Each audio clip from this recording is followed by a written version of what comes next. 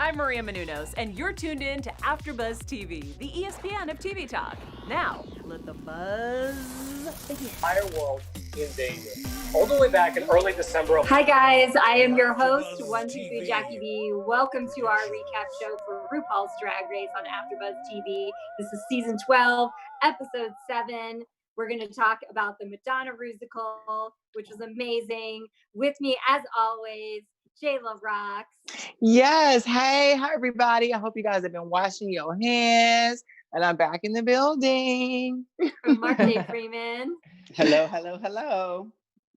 And Ollie Drennan. Hi. I have been washing my hands, Jayla. Don't worry. Okay, I'm just making sure. Good. In the building. Sorry, you guys. I was getting a little feedback here. When we're not in the studio, there's a couple of technical difficulties, and we appreciate that you guys have been so patient with us throughout all of that. Yes, I died in the last episode, so I'm back. We resurrected you, Phoenix, Yes, Jean Gary Phoenix. So we want to say thank you guys for all of your patience, and thanks to those of you who have been tuning in live every week. We love seeing you. We have Quentin Smith, Maximiliano, Crypto Cub, Joseph Boza, Rihanna. Ooh. Ooh. Ooh. Bad girl Riri. I thought I was Rihanna. You are Rihanna. No, you're Nicki. You're Nicki Minaj. Yes, I hate your hair and makeup today.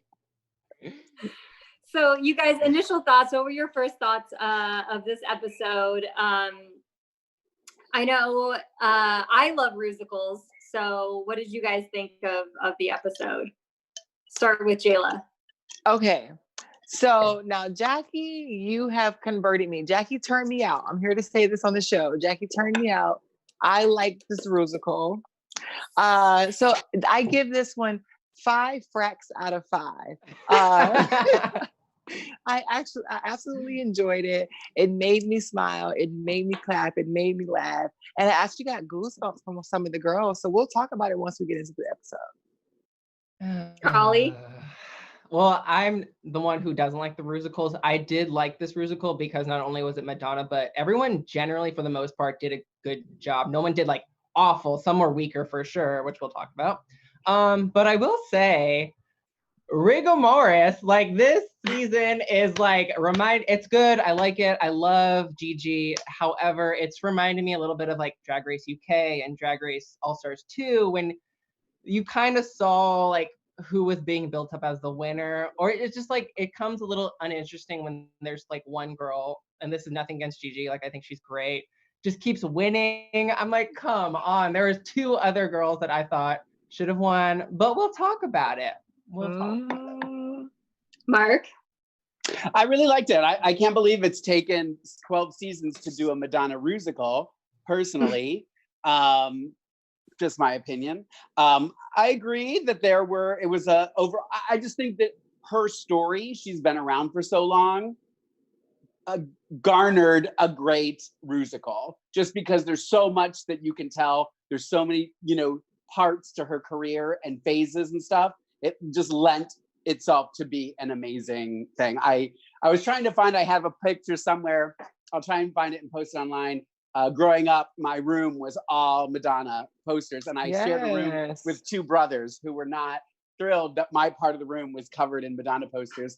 I have a picture sitting on my bed, and it's like ceiling to floor Madonna posters. I'll try and find it and post it, and I still have my big Rubbermaid box in the garage with all my Madonna stuff that I've saved over the years. But so I was excited to have the Madonna Rusical. That was the gayest thing I've ever heard in my life. Where's the shade button? Where's the shade button? I'm so here for it because I didn't get to experience it. Now I feel like plastique. I don't know what Madonna is. I know more of like, no shade. I was introduced to Madonna when I was in middle school, and when they used to play the VH1 show, like music videos in the morning, and the song 4 Minutes had just came out with Justin Timberlake, and that was when I first saw her in the music video, and I was like, who is this lady? And I was like, who is this auntie? And then I did my research over the years and I was like, oh, she's that bitch. So it was definitely like, about time for her. But I mean, like I said, I gave it 5 roos out of 5. What's cool about Madonna is that you could join her at any period of her career and get something completely new and completely fresh.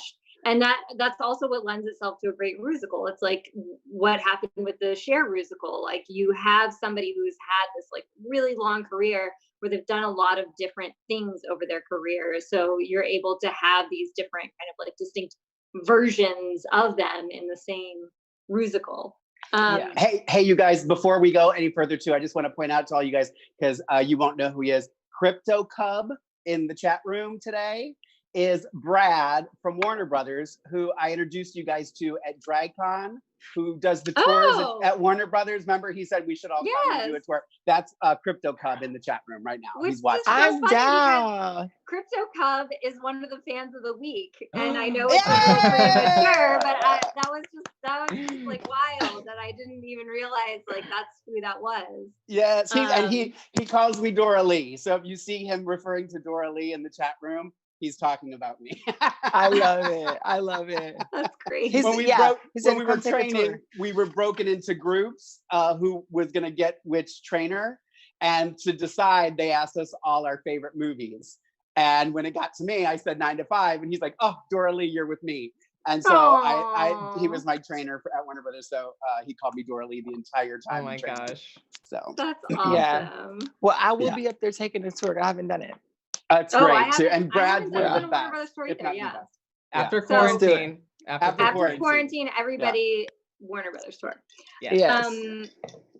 Let's start with rehearsals, which is always my favorite part. I love that they did like an extensive showing of rehearsals here where they had like the dancing portion and the singing portion. The singing portion was painful though, because there was clearly a lot of queens who could not sing. And I thought I was getting enough of a sample of that like bad singing in the previews. And then when it came to the actual performance, some of them I just wrote, oof, because the singing was like, it was so rough. It was like not able to be fixed by auto-tune. And I understand that, these queens who are entering this competition are not here to be singers, but man, like. Well, let me piggyback on you. So I feel like this episode was like one big work the world tour training boot camp. Like, we need you, girl. Can you sing? Can you dance? Can you follow choreography? We need to know who's going to carry the show. Who are we going to book? Who's going to bring the party? Who's going to bring the money? Who can take the Vegas? So these episodes are not in vain. You know what I mean? It's not like, oh, they're just going to do like a musical challenge for no reason. This is their chance to prove that they have what it takes to solidify their careers, and not just as the girl on Drag Race, but as the performer who goes elsewhere and take and represent the show in a bigger and a global audience. So I feel like this was that, and they were kind of just playing around with it, like, oh, I can't sing, but that's you cutting your own booking. Mark, what did you think of the rehearsal process? I felt like they were, because I felt like when I watched the actual performance, thank God for auto-tune, I didn't feel like everybody sounded bad. I thought it sounded really good. So I felt like this was a very produced episode, which, I love to talk about. I felt like it was like, hey, Crystal, can you sing some really horrible notes in the microphone? And then that's what we're going to keep showing on the commercial and during the show. Because when all was said and done, I didn't think, I didn't hear any, I don't know. I just felt like it was very, like they showed everybody's worst moment in rehearsal. Because then when all was said and done, I was like, it wasn't even that bad. I agree with Holly. I don't think anybody was horrible. I just think some were better than others. So yeah, I agree. You know who was cracking me up this episode? Widow Von Du. Like, I love the fact that when she said, we chose Jan, the one who can sing the house down, to go first. And we got to go after that. Like, I was living for Widow in this episode. She's so freaking funny. So shout out to her. Yeah. She's good TV, and I do feel bad that you know, her dance experience, even though she kept talking about it, it kind of got overshadowed because the choreography to me was not that interesting. I don't think. Oh, and then she hurt her. Yeah, knee. hers. When she hurt... and she had hurt her knee, so I feel bad for her because I feel like she thought this was her episode to shine, and then she didn't get that. And well, I think she did shine. I think she just didn't get into the top 3. Okay, I agree. Well, then let's talk about the actual Rusical, which I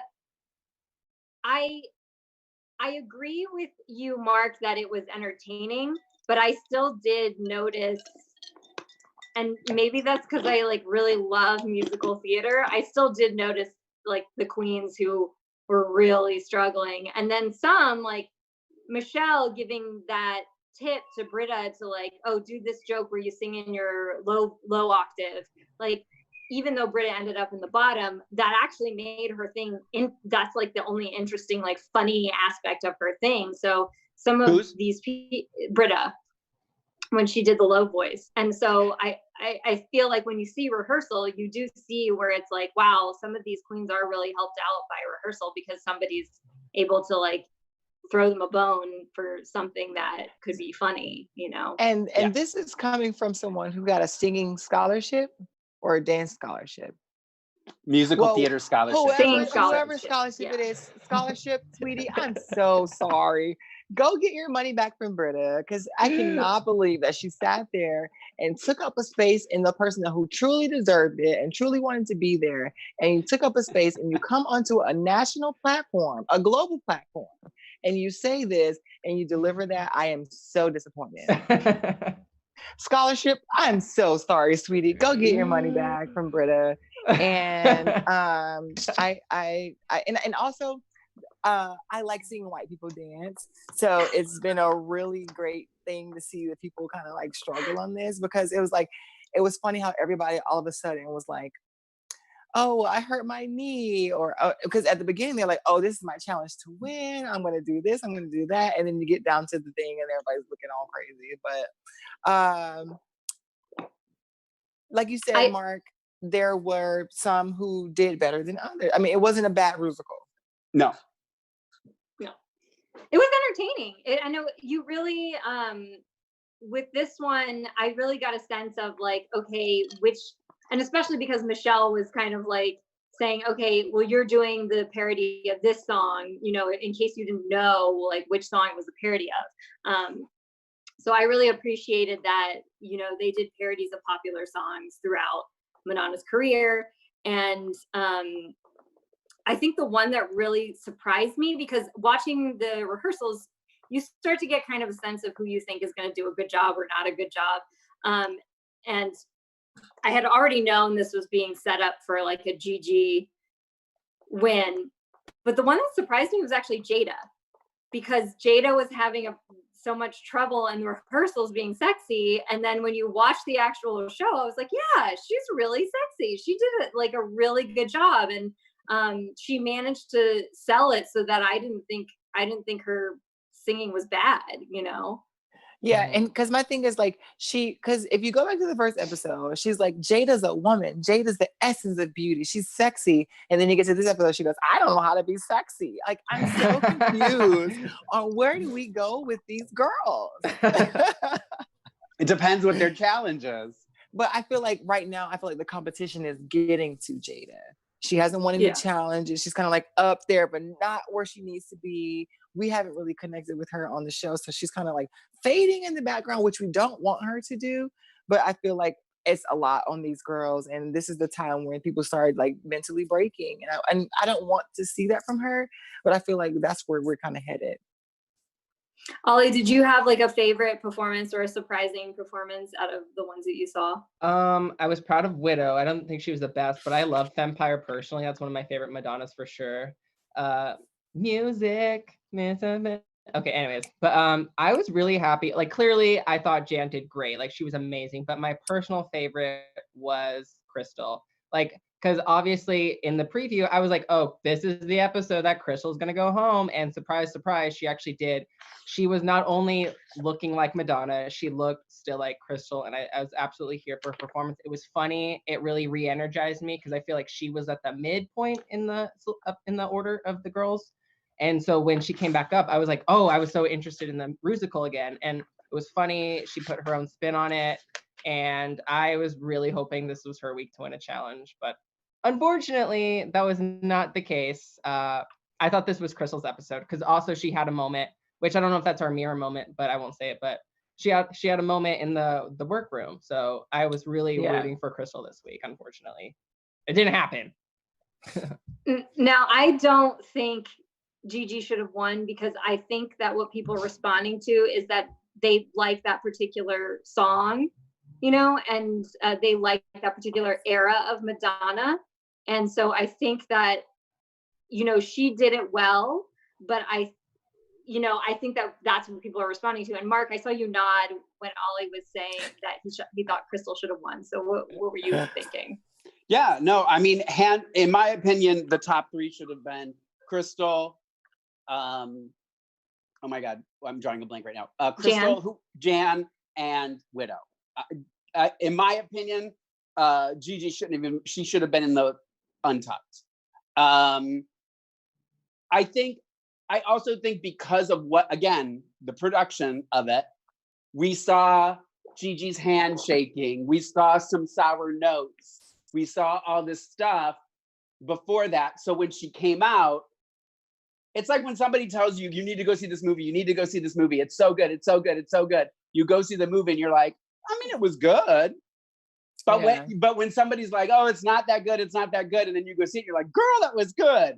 They know what they're doing, you know? So I think people were also reacting to that is like, oh, she's actually doing good. She's singing. And of course she looks amazing. She's 85 pounds soaking wet.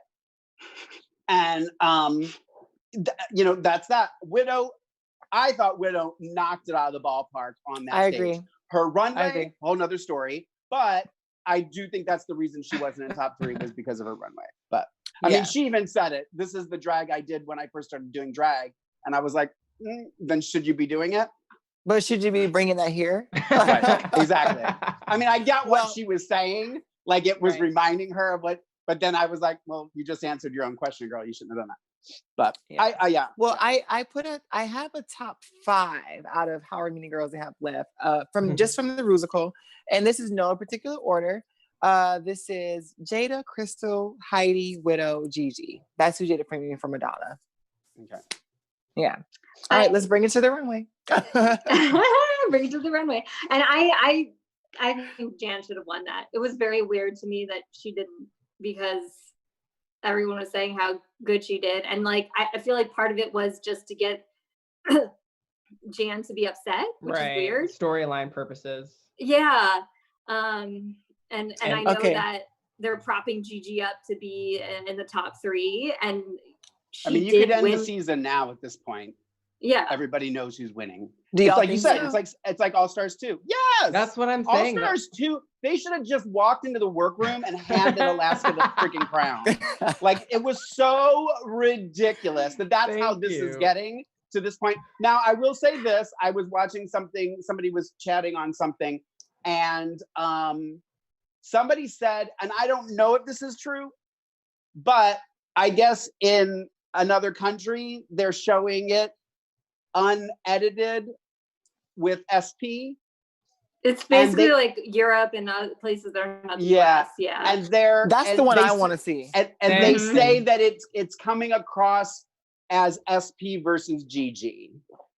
Gotcha. So we're not seeing the SP side of it. So we're just seeing the Gigi side of it. So send us the link. We'll get it. We'll get it from somewhere. UK fans out there, send us the unedited link. I don't know where I saw it. Because this is like they said it's on iTunes. It's on iTunes. Oh, is that for US iTunes or is that UK iTunes? I don't know. They're different. We'll see. It might be UK iTunes. Interesting. I mean, and someone in the chat room also wants to go. Someone in the chat room also said Gigi's being bullied because of this. I don't think she should be bullied. I just think she shouldn't have won this episode. So, you know, it always strikes me that it's like, you can have an opinion about something and then some people go overboard. It's like, I'm still seeing I'm still seeing a lot of praise for Gigi, like on social media. People love Gigi, and she's beautiful, she's talented, but this episode in particular, she shouldn't have won. Plain and simple.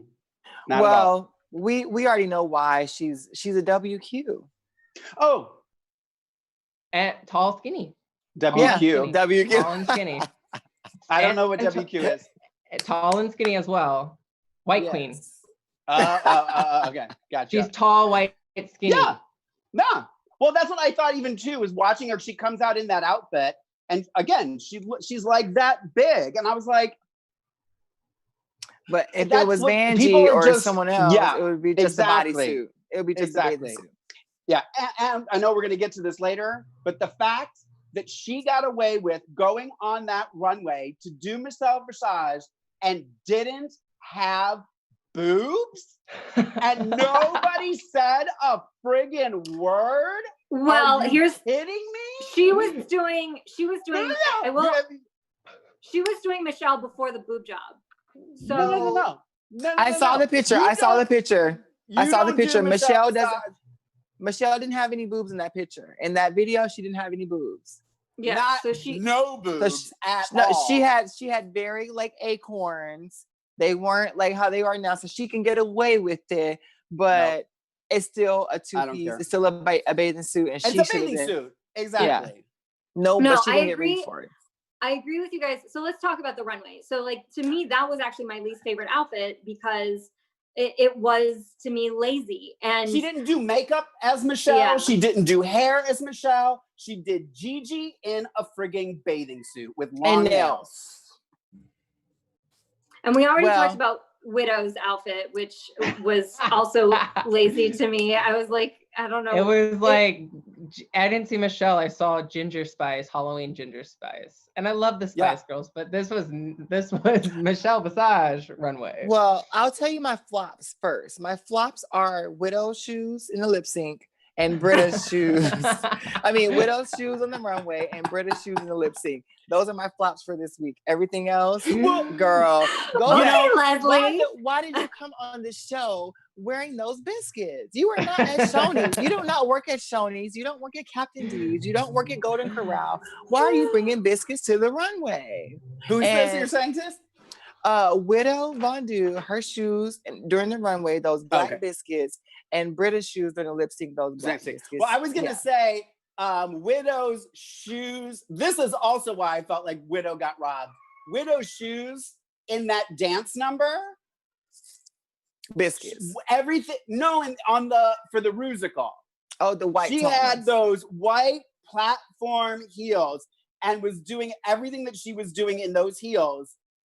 Just that, I was like, shut up, girl. You go in those shoes, especially considered that everybody else has had the little tiny heels.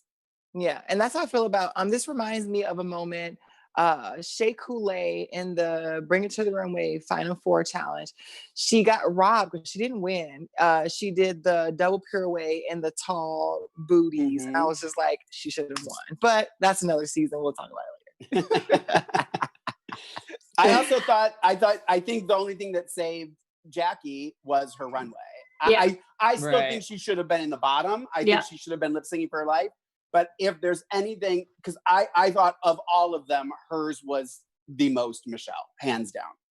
Did you think it was strong or it was just the most Michelle? I don't necessarily, I mean, let me see. I wrote down, my tops were Crystal, Jacque, and Jan. And my bottoms were Gigi, Widow, and Heidi. Okay. Wow. We have like Mark, we have the exact same list. Wow. That's insane. I love Well, WQs. I think Jada. I mean, I thought Jada, to me, she picked a pretty iconic Michelle look. Like that's what I think of when I think of Michelle. I like Jada's look. I like Jan's. Jan's that Glamazonian or Run That was my Airwaves. favorite. That's to me is like, I think that was my favorite Michelle look. She looked like Michelle. When I think of Michelle, that's what I think of. I don't know why. Yeah, I just think of that for some reason. She had the biggest boobs. Like I think, honestly, I think Jan should have won. I wanted Crystal to win, but I think Jan should have won with her performance and her look combined was the strongest out of the bunch. But yeah, I also love Crystal's. Guess what? What? When next week we're gonna find out that Jan is really Cheryl Hall. I knew it. I knew it was something about her. Something a little bit off about it. But yeah, that's like my prediction. Or my prediction is she should have been Black China. Yeah. Problem solved. We wouldn't have had none of this if she would have just been Black China. Well, Mark, do you have any other thoughts on the runway too? Because I was just going to talk about the lip sync. Let me see what I wrote down. I also liked Britta's. Like, I thought Britta's was really good, and then they started picking on her earrings. It was weird. I mean, I get it's just detail. You know, when they want to get rid of somebody, they have to find something. So they have to be like, it was your earrings. Yeah. This is why we sent you home. I mean, of everybody that walked out on stage, which one does Lorraine Love want to wear? Britta's, hands down. What did you guys think of SPs? Oh, we have to say something about that. Okay, so I feel like the power of the designer, and I keep forgetting their name. Please forgive me. The designer, Lawrence Lee. I think the power of the social media definitely influenced that runway to be shown, and because even in the Rusical we did get a feature of SP. So I mean that was good. I did like SP's outfit, but it still didn't get in the top for me. It wasn't in the top for me. I liked it, but it wasn't in the top. Yeah. We should also mention that we had fans explain to us, and we were on a text message group, and I forgot who it was, but someone Ronnie mentioned that they didn't show. It was Ronnie. Someone mentioned Jay explained why. Oh, okay. Someone mentioned that the reason they didn't show SP's outfit last week was because the people who make the Frozen musical did not want to be associated with her. So that's why they cut out her outfit. Yeah, which makes sense. Which made it make sense to me because I thought the same thing. I was like, oh, that's weird that. So it was like a double. It was like a double cross thing. Yeah, that's why they didn't show her. They just didn't want to be associated with her on that. Disney said, "I don't know that who." Because I do see that in this episode, it does seem like they're trying to like show some sort of continuity, because it's not going to make sense to us because we know she's going to go far in the competition. It's just not going to make sense to us that they start cutting everything out, and they're like, here she is, but she doesn't get to win anything, and you're like, what? Because that was the thing, is like I was really nervous. I was like, how are they going to cut her part in the Rusical? But I'm glad they kept it because it made sense. Yeah, right. And she did good. So let's just say that SP did good. Yeah. She's going to do good every time we see her. And she was featured in Untucked, like actually this week. She actually had a confessional, and she was talking to Widow. So I'm interested in seeing when it's like literally 4 girls, queens. It'll be interesting how they edit that and kind of like still. It's gonna be like 20-minute episode. Easy editing. Yeah. No, you did catch the part when they said, "Oh, I just want to apologize for everything I did. You back shady asshole." Did you see that part? Wait.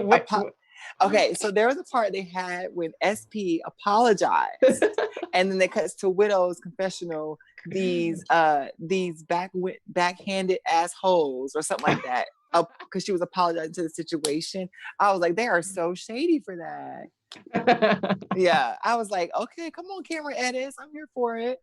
So, but my thing is, you have to understand that regardless of what you do, you've signed your rights away to Viacom, to VH1. So even if I was talking about the rain outside and I say that shit sucks, and then they show Jackie's runway and I go, that shit sucks. Like you can't manipulate that. You know what I mean? Because you have to sign on to it. So Be careful what you read and be careful what you do. Shit. Absolutely. And I can say shit because I'm at my house. I do think the queens are getting smarter, because like earlier on, they were like when you look at earlier seasons, the queens are less guarded. And in these seasons, you can see more of the queens kind of like trying to think or apologize quickly, trying to calculate, how are they going to make me look, or how am I going to look to an audience further down the line? I was going to say this earlier when, because at the beginning of the episode, Ali said this too, Widow had a lot to say this episode, which, and a lot of it I agreed with and was cheering for. I'm going to say something. I'm going to go out and I'm going to say something kind of out there, but I might say, arguably, that Heidi N Closet could be one of the greatest contestants, up there with Raven. I'm going to put her up there with Raven in speaking the truth. Like, okay, you always get people who come on and they say this and they have snide comments of that. Heidi has been consistent, like literally, like I feel like I'm sitting there watching this season and every time I think something, 2 minutes later, Heidi says it. And I have to give her kudos that and you can tell she's not playing to the camera. She's not doing it because she thinks it's the right thing to say and this and that. And when she's, telling Jackie's like, no, it's going to be me in the bottom. Lies. Like she didn't even hesitate. She just called her on it. And just everything in that beginning, when they were all trying to act like they were going to miss Aiden and all this stuff, especially Britta, and then Widow and Heidi calling them out on it. I mean, touche, Heidi, keep going. And I said this on Twitter. It doesn't matter who gets that crown. Heidi won season 12. I'm going to say this. I am highly converted because now that I see, like, as episodes progress, I had my doubts about Heidi, and now I'm like, okay, well, she's gonna take us somewhere, because I wasn't really sure about her at the beginning. And I was like, oh yeah, she's kind of like all these other girls are kind of like, overpowering her. And you got New York over here that's telling everybody that she's from New York, and you got her scholarship and everything else. And then you have a young lady who's like, I'm this is something new to me. So I wasn't really sure. But as we progress, Heidi don't take no shit. Heidi's going to be in for the long run. And I feel like, okay, she made me eat my words. So Heidi, yes, girl, I'm here for you. And I agree with you, Mark. I will say she is for sure in the running. If she doesn't make top, she's in the running for Miss Congeniality. Oh, absolutely. She is Miss Congeniality. She is Miss Congeniality. Oh yeah. I also like that with Heidi, they seem to be doing this storyline where she's an underdog. Like you have people picking on her makeup and picking on different things, but now you have an episode where she had to lip sync for her life and she won the lip sync. And so I'm hoping that trends to an upswing because she's like a likable underdog. Against Britta, against New York. Yeah. New York. Did you know Britta's from New York? She's from New York, y'all. Oh, New York. Mark, did you know she was from New York? Jayla? I didn't know. I didn't know. Jackie, just so you know, she's from New York. Okay, sorry. You were saying, Mark. No, I was going to say, by any chance, I know this is going to sound weird, but do any of you watch MTV The Challenge? Yes. No. Okay. If you're watching this season, I was watching it and I had this idea when I was watching this episode. They need to do on Drag Race what they're doing on The Challenge this season.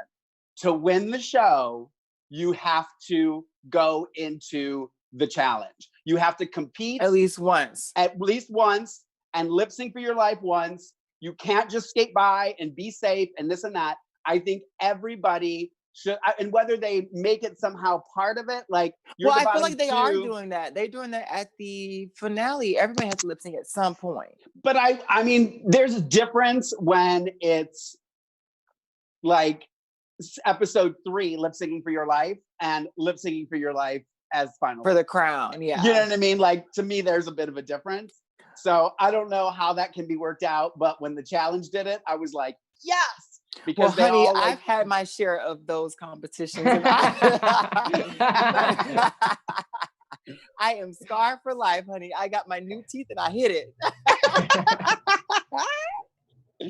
So you guys, let's talk about that lip sync. So it was Britta and Heidi in the bottom, which I definitely thought it was going to be Jacque and Britta, just because I mean, I know there's a certain amount of weight put on to the runway, and then Jacque had a really great runway outfit, but she just did not bring it with that performance this week. It was so, Like a Virgin is such an iconic Madonna song, and it was so off the mark. And even Michelle had made these notes to her to, like, you know, fix it, and she wasn't fixing it. So I thought that that's where the story was going, where she was going to end up in the bottom. And then she didn't. And I was surprised that Heidi did, because I feel like even though the song, her version wasn't very, it wasn't like so Madonna, but I don't think it was that much off the mark when you compare it to the other two, you know? And she was doing a lot, like she's doing a lot of like entertaining stuff. So, and then the critiques of her outfit were weird, because it was just mostly Michelle being like, I hate your hair for whatever reason. And I was like, well, she just dragged up the hairdo. Yeah. Yeah. So what do you guys think of that? What did you guys think of the lip sync? What did you guys think of the choices for the bottom? I'm not going to say anything. It should have been Jacque and Britta.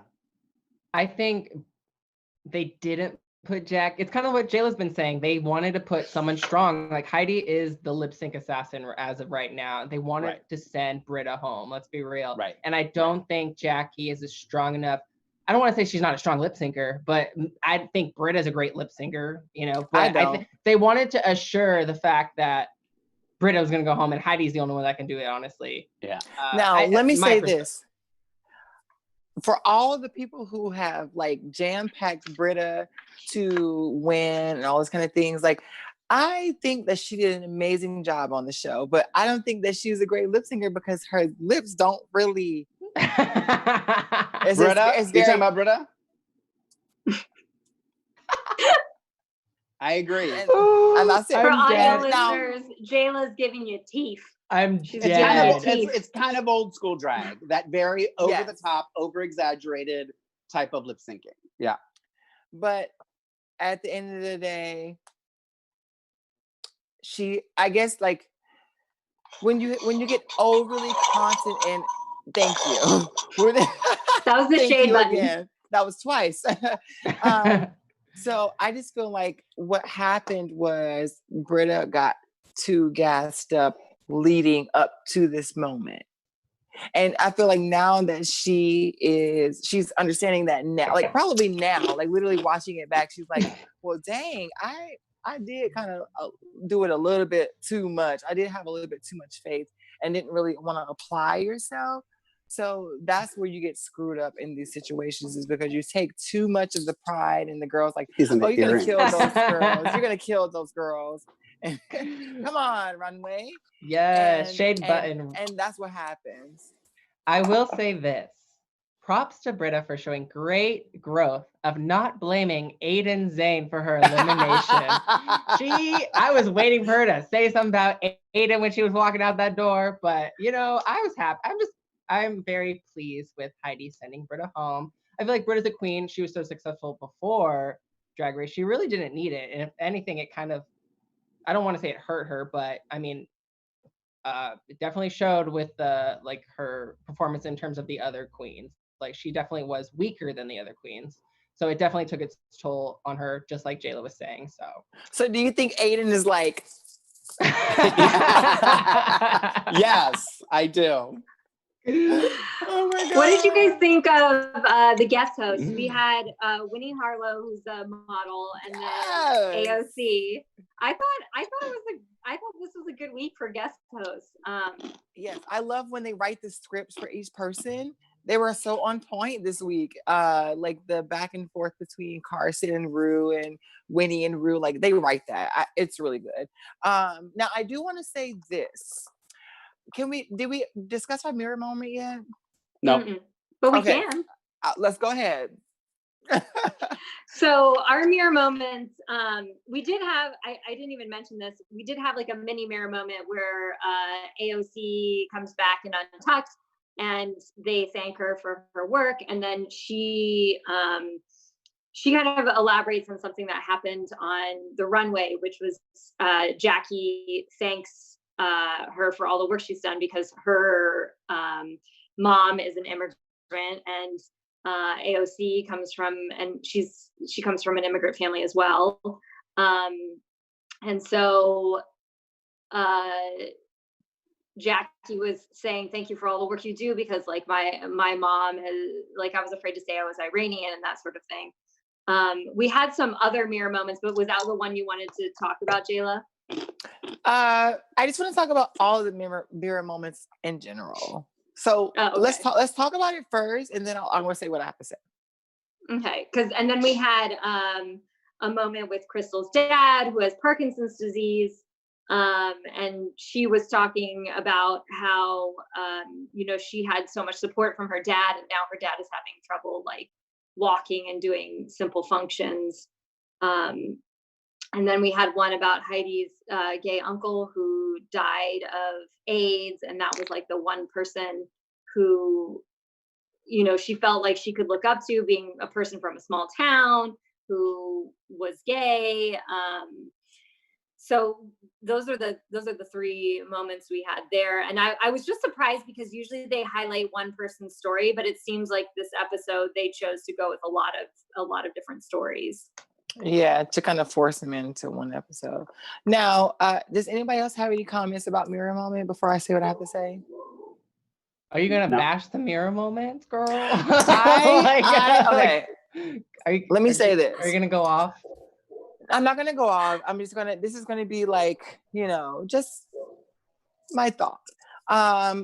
Something about me don't feel the need for mirror moments.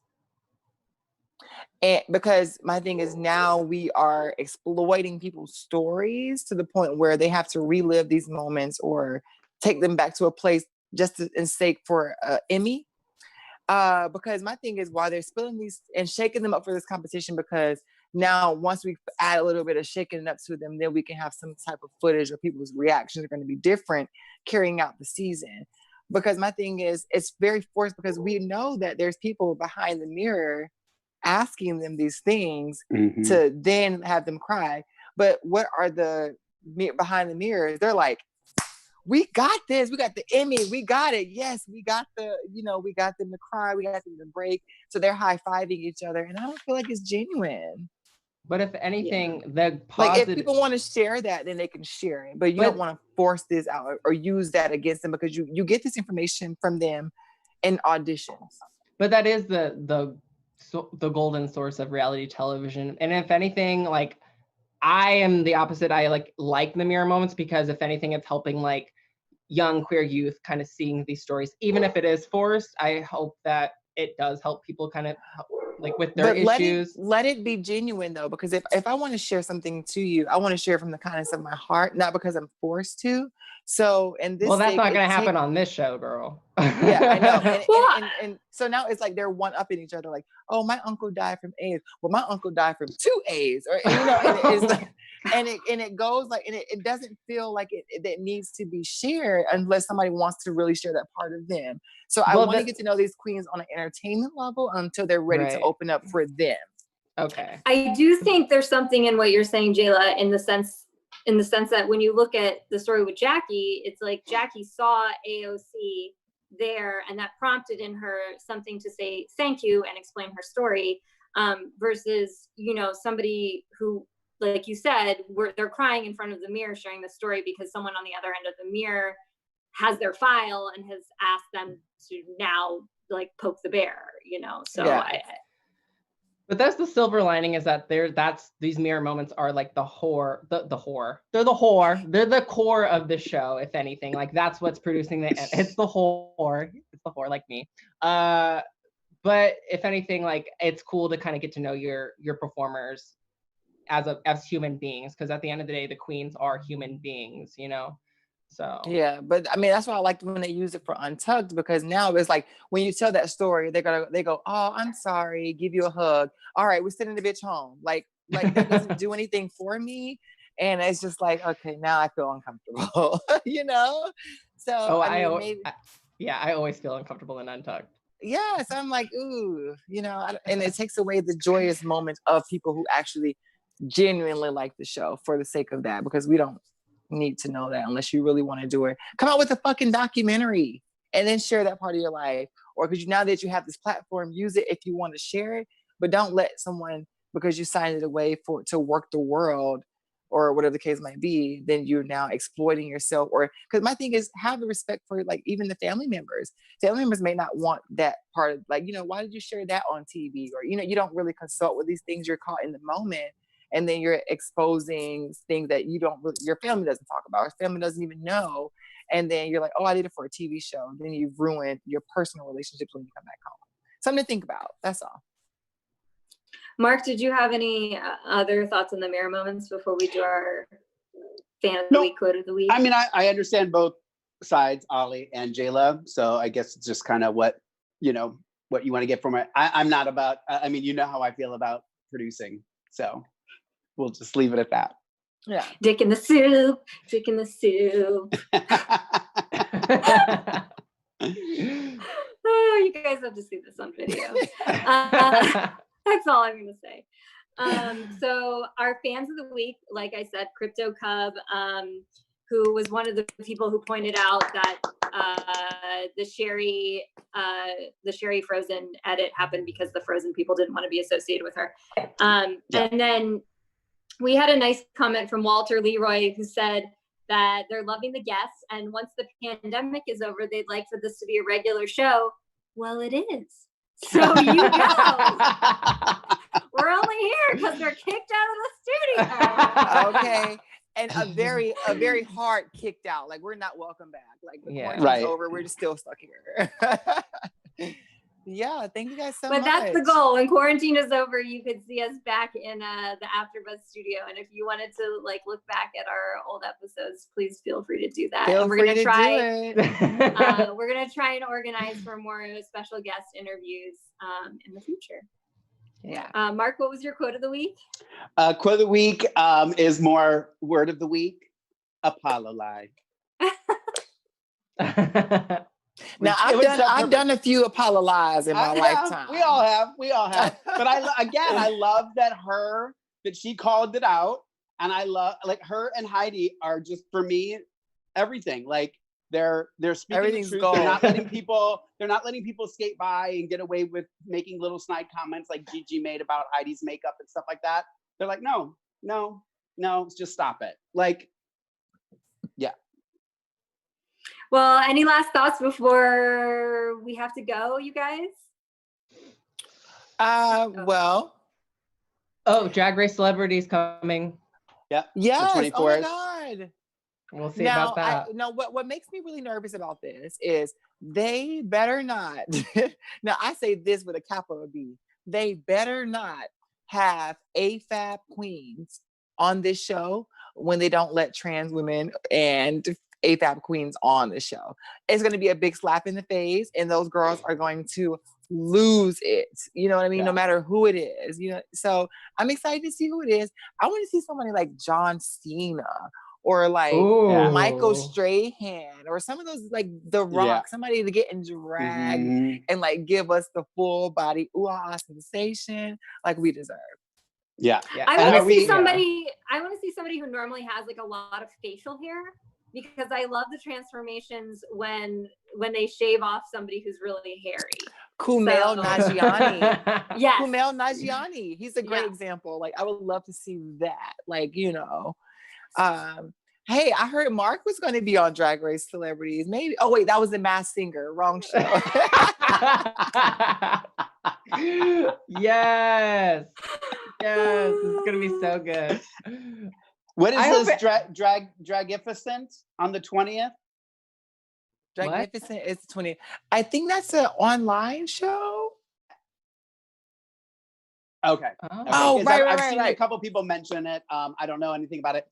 And they're also asking if we're going to be doing a recap of Celebrity Drag Race. And you guys will give an answer?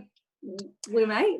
When my contract dries, we'll talk about it. Jayla wants a second trailer. Brianna's here with us. If we're asked by AfterBuzz TV to do this for Celebrity Drag Race, I think we would all be on board. Well, we'll have to see, guys. I don't know. We'd love to have you guys back. It's not like we're doing anything, really. It's not like we're that booked and busy. Hey, y'all aren't doing anything. Okay? No, we would definitely be here. We know you guys love Drag Race. You love everything drag, so we'll make sure that we provide everything. Thank you guys so much for watching. Yeah. If you're here right now with us, go ahead and give us those thumbs up. I know we have talked a lot. We're going to share a lot of tea this episode. So give us those 5 stars if you're listening. Thank you so much. Yeah. Thank you guys for tuning in. You can find me on any platform at 123 Jackie B. Mark, where can the people find you? You can find me on, as Jayla says, the grams,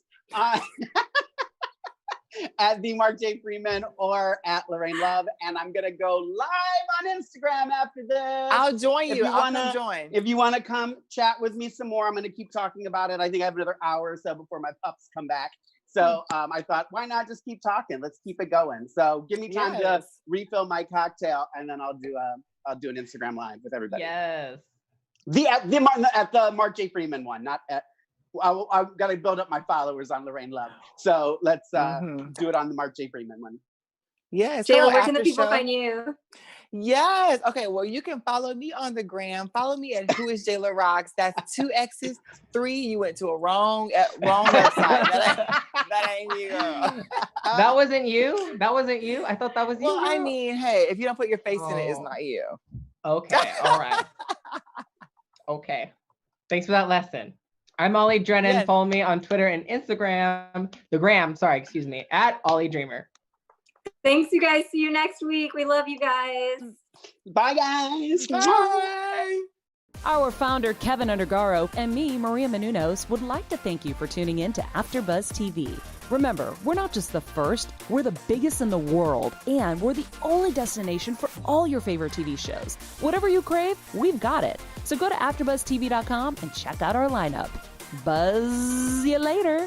The views expressed herein are those of the hosts only and do not necessarily reflect the views of AfterBuzz TV or its owners or principals.